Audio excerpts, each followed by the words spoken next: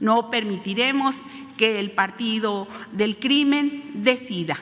Sabemos que en algunas partes del país estas organizaciones emprendieron una campaña de miedo para aumentar su influencia política mediante la intimidación, la violencia, la desaparición y el homicidio.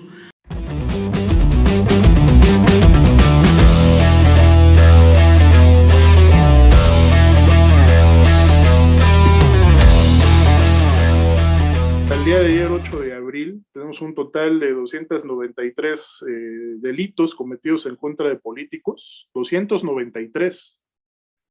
Y aquí sí estamos nosotros en nuestro indicador incorporando no solo homicidios dolosos, sino amenazas, secuestros, robos con y sin violencia. También, por ejemplo, delitos cometidos por servidores públicos en contra de políticos, atentados contra familiares, atentados contra colaboradores. Entonces van 293 delitos cometidos contra políticos. Aquí sí hay un incremento en términos globales del 34% con respecto al mismo periodo de hace 3 años. Hace 3 años, en el mismo corte, teníamos 219 delitos. En este tiempo se han atendido 117 aspirantes, candidatas o candidatos amenazados o agredidos. De ellos, 71 son hombres, 46 mujeres, y al momento tenemos registrados 103 eventos, algunos que involucran a más de un aspirante, y en 60 de ellos se han abierto carpetas de investigación. Tenemos 10 casos graves relacionados con la desaparición o lamentables fallecimientos de aspirantes, 35 que han implicado atenciones especializada, como proveerles de un botón de pánico, escoltas, teléfonos de contacto, efectuar rondines en sus domicilios. Además, se han analizado 58 casos en los que se han alertado sobre probable violencia. Hasta el día de hoy van 67 políticos que han sido asesinados. De ellos, 20 aspirantes a puestos de elección. De estos 67 políticos que han perdido la vida, el 87% son tanto alcaldes, regidores, exregidores, exalcaldes, síndicos, candidatos a puestos del ámbito municipal, militantes y dirigentes de partidos de comités directivos municipales. Es decir, tenemos una violencia política que todavía no alcanza las altas esferas, ¿no? Del gobierno, no alcanza ni al nivel estatal ni al federal todavía. De estos 67 políticos que han sido asesinados, 74% son opositores a los gobiernos o coaliciones gobernantes de los estados. Afortunadamente, no se trata de un problema generalizado que se exprese con la misma intensidad en todo el país. Más de 47% de estos casos se concentran en 6 entidades: Estado de México, Veracruz, Nuevo León, Oaxaca, San Luis Potosí y Quintana Roo.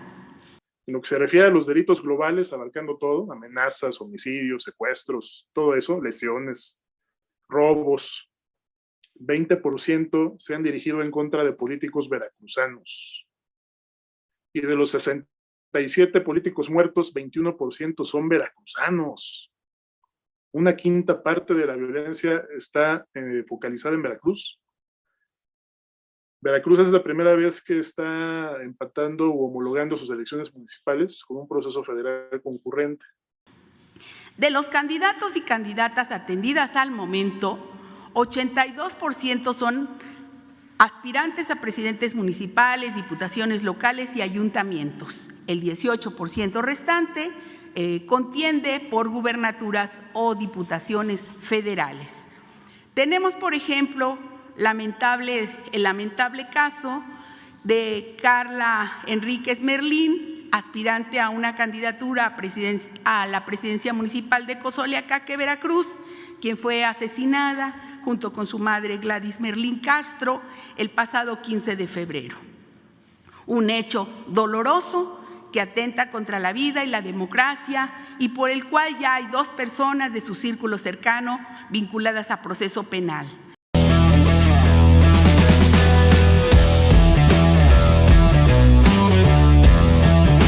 Primero tenemos uno de los monitoreos pues, más exhaustivos y yo diría también potentes que hay, ¿no?, en el país para poder recabar toda la información relacionada con eventos de violencia política y conflictividad. Estamos monitoreando miles de medios, tanto nacionales, locales, estatales e incluso internacionales, para también cotejar esta información incluso con otros países. Y hemos construido una metodología para clasificar estos eventos a partir de delitos, que me parece que es lo que se tiene que hacer, con objeto de conocer cuál es el modus operandi de los agresores, porque no solamente son homicidios, es decir, la violencia política se manifiesta de muy diversas maneras. Estos agresores pues aplican amenazas, privan ilegalmente de la libertad a muchos de estos aspirantes a puestos de elección, también cometen una serie de actos que nos han llamado mucho la atención, ¿no? Desde el robo con violencia, robo sin violencia, en contra de muchos de estos candidatos. Por ejemplo, recientemente también lo que hemos clasificado como daño a la propiedad, van comandos armados a disparar en las fachadas de los domicilios de muchos aspirantes, destruyen sus vehículos, van e incendian los portones de sus casas con bombas Molotov. Entonces, lo hemos hecho a través de una clasificación con base en el Código Penal Federal, debido a que, pues como tú sabes, pues los delitos no se encuentran homologados, hay diferencias, ¿no?, entre cada Código Penal en los estados, pero hemos tratado de homologarlo a partir de esta lectura, ¿no?, que hemos realizado con base en el Código Penal y otros ordenamientos locales. Hay, por ejemplo, un delito que hemos clasificado como infracciones en contra de la dignidad, en la cual estamos clasificando eventos donde, por ejemplo, esta sí es una variable muy política, llegan militantes de partidos contrarios a intimidar o a hacer un maltrato físico y o verbal en contra de sus adversarios, tanto en mítines, en actos proselitistas. Por ejemplo, ayer en Álvaro Obregón, aquí en un tianguis, 3 candidatas de Movimiento Ciudadano fueron intimidadas y amenazadas, ¿no?, por jóvenes que llegaron pues prácticamente a impedirles sus actos proselitistas en ese lugar.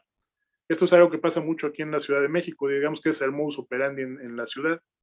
Entonces, esa es la metodología que estamos empleando, que es muy similar a la que el gobierno ha intentado hacer ahora, ¿no?, que hace su monitoreo diario.